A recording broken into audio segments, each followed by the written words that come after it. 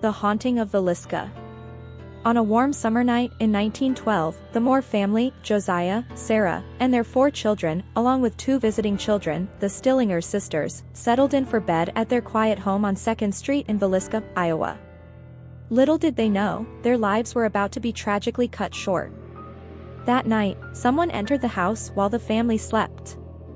A shadow crept into the darkness, a figure with an axe. The murderer quietly made their way from room to room, methodically killing each member of the family in their beds.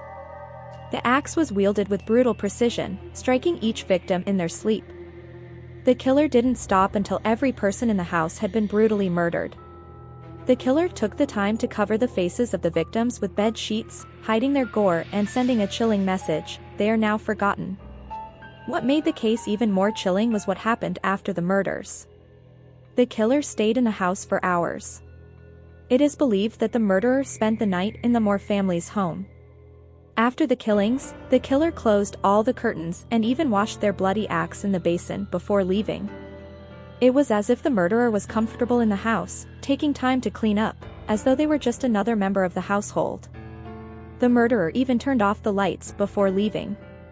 The next morning, the Stillinger sisters' family arrived to visit, only to discover the horror that had unfolded.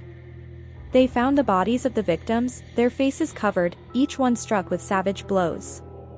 What followed was an investigation that led nowhere. The police had few clues. Despite multiple suspects and theories, the killer was never caught.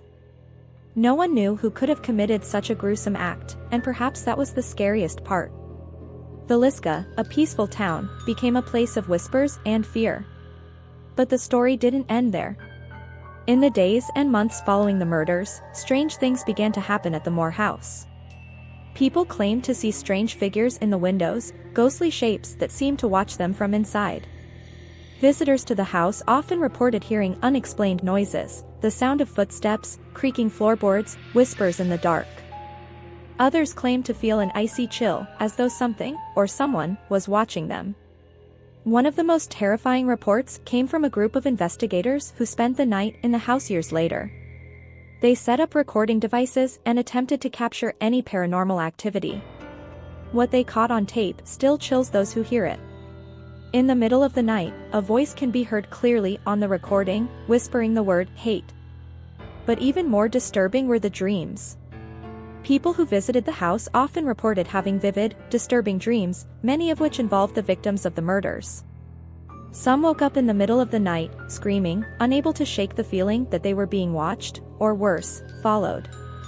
Others reported seeing the faces of the murdered family members in their dreams, begging for justice or staring at them with hollow eyes. In recent years, the Villisca Axe Murder House has been preserved as a tourist attraction, and brave souls still visit, hoping to experience the paranormal phenomena for themselves. Paranormal investigators frequently visit the site, and some claim that the spirits of the Moore family and the Stillinger sisters are still lingering, trapped in a house where they met their violent end. But the question remains, who killed them? Theories have ranged from a local suspect, an itinerant preacher who was in town on the night of the murders, to more bizarre ideas, including the possibility of a ritualistic killing. Yet, after over a century, no one has been able to solve the case, leaving the town of Villisca to live with the eerie legacy of that summer night. And the house on 2nd Street still stands, waiting for the next visitor, its walls filled with the silent echoes of those who were taken too soon. Whether it's a shadow in the corner of your eye, a whisper in the dark, or the strange dreams that follow, one thing is certain: the past is never truly gone.